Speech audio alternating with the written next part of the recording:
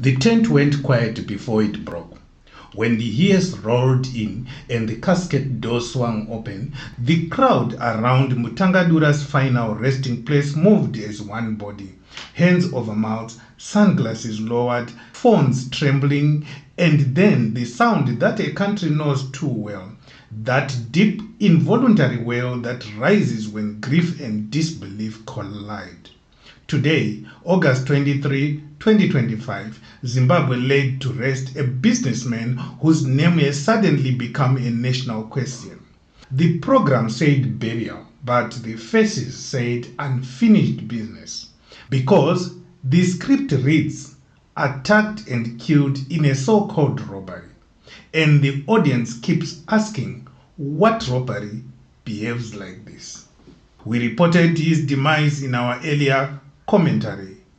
We said then that the story didn't sit right, that it felt like a chair with a missing leg, dressed up with a cushion and told to behave. Now, at the graveside, even the wind feels suspicious. People sobbed uncontrollably, yes, but listen carefully to the sound beneath the sobbing. Fear blending with fury. Zimbabweans turn up to bury loved ones. They also turn up increasingly to bury the spin. Who was Mutangadura to the hundreds who lined the road? A provider, a risk taker, a builder of paydays and school fees. To many in business circles, he was proof that you can still plant something in this petrified economy and coax it to life with grit. And that is exactly why his passing under the banner of robbery rattles beyond the family gate. Because when the productive are cut down and the explanation arrives pre-printed robbery with no convincing detail, the message to every entrepreneur is simple. Build at your own risk. Let's talk about that word, robbery. In our national lexicon, it is the most overworked suspect and least interrogated guest. It walks into press briefings with a clean shirt and walks out with a halo of plausible deniability.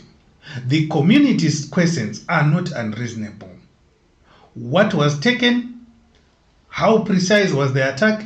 Why do many of these robberies come with surgical timing yet kindergarten outcomes in arrests? If there is credible evidence, show it. If there are suspects, name them. If there is forensics, let it speak louder than rumor. And if there is nothing, say that and let the absence itself become the priority. Justice doesn't happen by osmosis. It happens by work. It starts with a crime scene treated like a promise and not an inconvenience. It continues with detectives who are resourced, independent and accountable. Officers who collect evidence for courtrooms, not whispers for corridors. It ends with a judge reading from a file so complete that lies die of embarrassment on contact. That is how a nation reassures the living, by proving that the dead will not be buried under paperwork. If you believe Zimbabwe deserves answers, not slogans, drop a comment that says justice. Like this video so the story travels, and subscribe to Zimwaves TV. We do the work others avoid and we keep receipts. Back at the cemetery, the eulogies tried to hold it together. They never came. Grief looks through suit jackets and protocols. But notice the pattern. When a killing is quickly christened robbery, the family gets flowers and the public gets amnesia assignments. Move on, we are told. Life is tough. No, life is tough, yes, but accountability is mandatory. You do not build a future by normalizing unexplained violence. You build a ghost estate where businesses lock their doors earlier. And that is not a society, it's a survival workshop.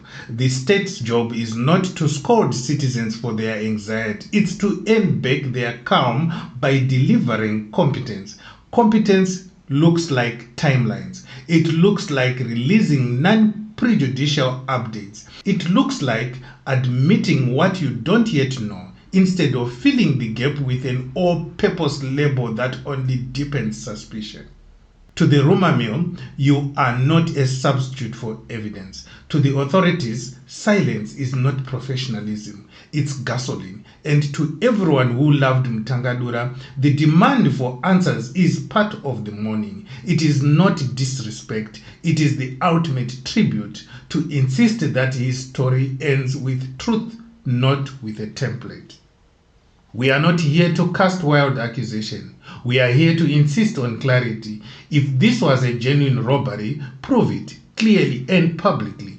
Publish the basic timeline. Confirm what was taken, if anything. Show that the investigative steps were executed, like scene preservation, witness canvassing, camera tracing, phone pings, financial trails, and all that.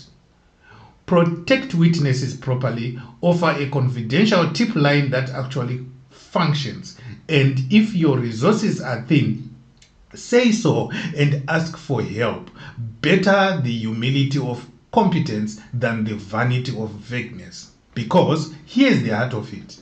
The ground received Mutangadura today. The nation is not. The ground is patient. The nation is not. We are tired of obituaries that read like policy failures in disguise. We are tired of attending funerals with unanswered questions in the front row, dressed in black and taking notes. We are tired of that cold familiar phrase, robbery, being used like deodorant to cover the smell of unanswered questions. If this is in fact a straightforward case, then give it the dignity of a straightforward explanation. If it is not, then give it the courage of a real investigation. At gravesites, the living make promises they intend to keep. Here is ours. We will not let names like Mutangadura dissolve into the fog of that story from months ago. We will keep asking, respectfully but relentlessly, until the facts are separated from the filler. And we say this not as an enemy of institutions, but as a friend of justice. Strong countries don't fear questions. Weak ones fear every shadow. Decide who we are. May comfort find the family tonight. May courage find the investigators tomorrow morning. And may the truth, stubborn, inconvenient, undeniable, find all of us soon. If you want more fearless, thoughtful reporting that honors our people and demands better from those in power, subscribe to Zimwaves TV, ring the bell, and share this commentary with someone who needs to hear it. Your click is small, your voice is loud.